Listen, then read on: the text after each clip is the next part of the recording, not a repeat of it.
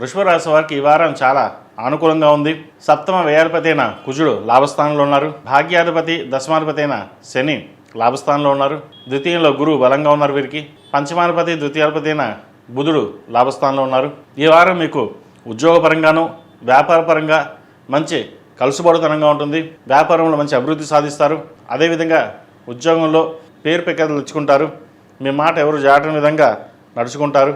మనం సొంతంగా వ్యాపారం చేసుకుందాం, 10 మందికి ఉపాధి కల్పిద్దాం అనే ఆలోచనలు కూడా ముందుకు సాగుతారు. వ్యాపార నిమిత్తం చేసేవాళ్ళు కూడా చాలా అనుకూలంగా ఉంది.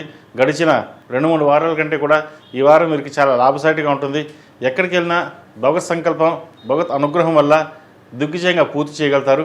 ముఖ్యంగా దూర ప్రాంత ప్రయాణాలు, విదేశీకి సంబంధించిన విషయ వ్యవహారాలు చాలా చక్కగా ఉన్నాయి. భాగ్యాధిపతి అయిన శని లాభస్థానంలో బాగున్నారు. అదేవిధంగా వృత్తి స్థానంలో రాహు ఉన్నారు. ఒక్కొక్క నిర్ణయాలు తీసుకునేటప్పుడు అన్నీ బాగున్నాయి కదా అని ముందుకు వెళ్తారు. చిన్న చిన్న ఆపదలు వచ్చే అవకాశం కూడా లేకపోలేదు. వాటి విషయంలో జాగ్రత్త తీసుకోండి. అదేవిధంగా సంతానం సంబంధించిన విషయ వ్యవహారాలు కొన్ని జాగ్రత్తలు తీసుకోవాలి.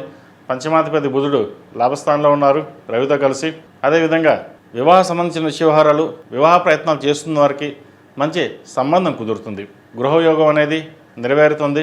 సొంతిటి కల ఎప్పటి నుంచో డబ్బులు ఉన్నాయి, లోన్ మంజూరు అవుతుంది, కానీ ఎన్ని రకాలుగా చూసినా ఇల్లు దొరకడం లేదే అని వెతుక్కునే వారికి మటుకి చక్కగా ఈ వారం మంచి ఇల్లు దొరికే అవకాశం గోచరిస్తుంది. సహోదరి సహోదరు మధ్య ఉన్న విభేదాలు తొలగిపోతాయి. రియల్ ఎస్టేట్ రంగంలో ఉన్నవారికి, సాఫ్ట్వేర్ రంగంలో ఉన్నవారికి, అదేవిధంగా సినీ పరిశ్రమలో ఉన్నవారికి మంచి అవకాశాలు కలిసి వస్తాయి. చిరుస్థాయి వ్యాపారస్తుల దగ్గర నుంచి హోటల్ మేనేజ్మెంట్ వారికి కాస్త గడ్డుకోవాలని చెప్పచ్చు. లాభాలు రాకపోగా వాటికి నష్టం వచ్చే అవకాశం గోచరిస్తోంది. వాటి గురించి కొంచెం ఆలోచన చేయడం చెప్పదగినది. ఈ రాశిలో జన్మించిన విద్యార్థులు ఈ వారం కాస్త కష్టపడాల్సిన సమయంగా చెప్పవచ్చు.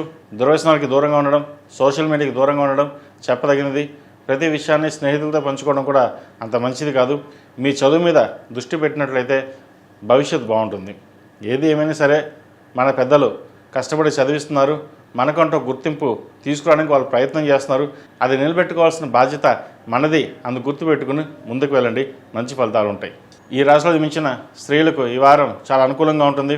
వ్యాపార రీత్యా విదేశాలకు వెళ్ళే అవకాశం లేదా విదేశీ సంబంధించిన కంపెనీల్లో ఉద్యోగం రావడం ఇటువంటి జరిగే అవకాశం గోచరిస్తోంది. అదేవిధంగా కొన్ని అవసరాల నిమిత్తం పర్సనల్ లోన్ కానీ క్రెడిట్ కార్డు వాడడం కానీ జరిగే అవకాశం ఉంది. వాటి విషయంలో జాగ్రత్త వహించాలి.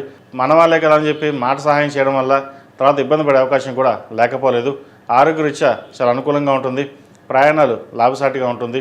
ఏదైనా ఒక కొత్త కార్యక్రమాన్ని మన శ్రీకారం చుట్టాలి, 10 మందిలో మన గౌరవ మర్యాదలు పెరగాలి అన్న ఆలోచన ఎక్కువగా చేస్తారు.